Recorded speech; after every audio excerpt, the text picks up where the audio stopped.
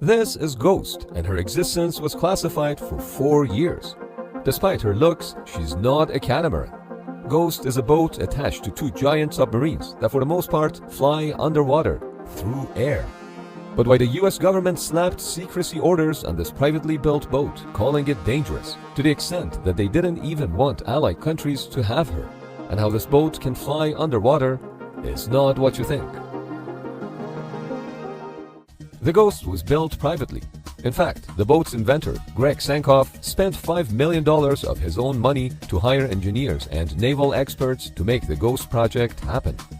Of course, the idea was to eventually market it to the US military. But why did Sankoff think that the US Navy would be interested in his invention?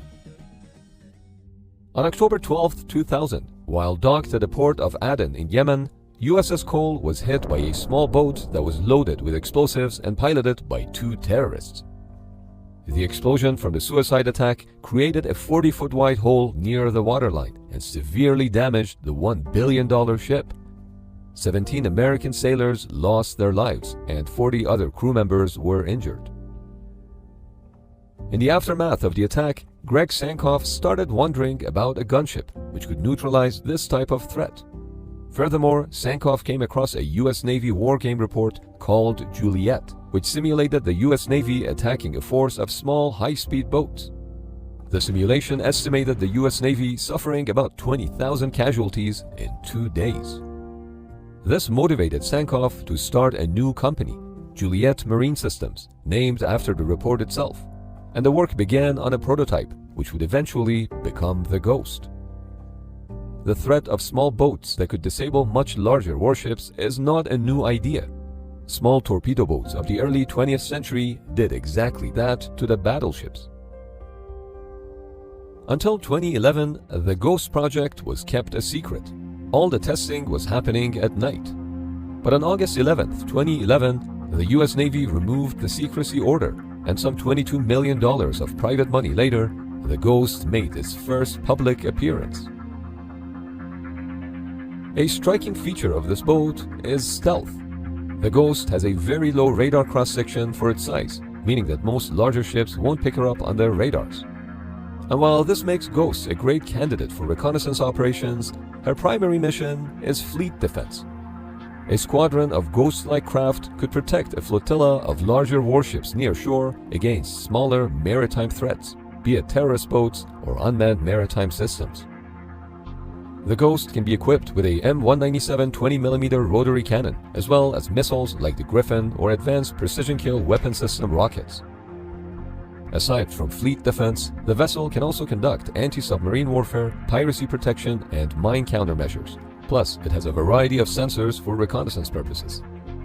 Ghost can also carry 18 Navy SEALs, making for a great assault vehicle. That said, there was also plenty of criticism. When the Ghost was made public, critics immediately started pointing out that the vessel doesn't have the range or logistics to withstand blue water operations, at least not without some sort of mothership. While it's worth noting that this boat can fit inside the well deck of various amphibious assault ships and even be transported inside a C-17 cargo plane, the Ghost was developed to operate in very specific geographical areas. Which brings up the question, aside from stealth, what makes the Ghost superior to traditional patrol boats?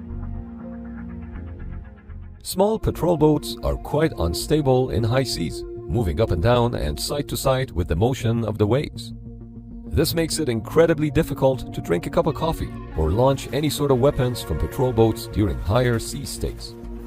The solution to that problem is using a ship design called SWAT, which stands for Small Waterplane Area Twin Hull. SWAT ships are different from catamarans in that they are less susceptible to wave motion due to their narrow waterline. The twin hulls that provide the bulk of the displacement are completely submerged, and this reduces the effects of wave action. The Ghost is effectively a boat that rides on two fins attached to two submarines which have 22 different underwater control surfaces. This makes for a complex design, since all of the machinery, such as two gas turbine engines, two giant 800-gallon fuel bladders, and propellers, have to be located inside the 62-foot submarine-shaped pontoons. But on the plus side, having the propulsion system underwater increases survivability. Since swath rides below the water impacts are greatly diminished because water only hits the very sharp struts of the vessel, which produce negligible stability issues. This results in an incredibly smooth ride. You could drink coffee in 6-foot waves with no problem.